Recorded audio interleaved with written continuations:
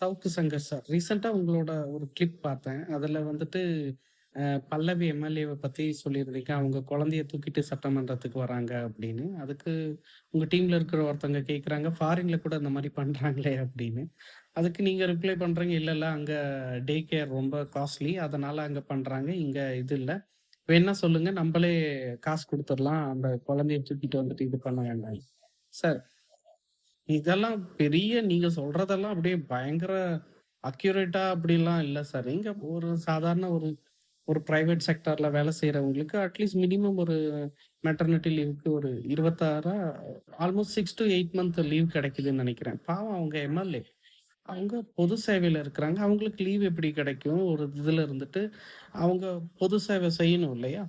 அவங்க குழந்தைய கொண்டு வராங்க. எந்த டிஸ்டர்பும் இல்லாம இருக்கிறாங்க. நீங்க என்னதோ பெரிய அ வள்ளல் மாரியும் உங்களத நெறையா பார்க்குறேன். நெறைய வீடியோஸ் பார்க்குறேன். நல்லாருக்கு. ஆனா இந்த மாரி சின்ன சின்ன தப்பும் பண்றீங்க. மேபி உங்க டீம்ல சொன்னாங்களா, இதெல்லாம் கட் பண்ணிட்டாவது போட்டுருக்கணும். எனக்கு அது அந்த விஷயத்துல எனக்கு உங்க உங்களோட பேச்சுல உடன்பாடு இல்ல சார். அது இந்த மாரி விஷயத்த யூ நோ தாய்மார்கள கொச்சப்படுத்துற மாரி இருக்கு. அவங்க குழந்தை மேல அவங்க அவங்க பாசம் வச்சிருக்காங்க இல்லையா? அத நம்ப குறையா எடுத்துக்க கூடாது. நன்றி.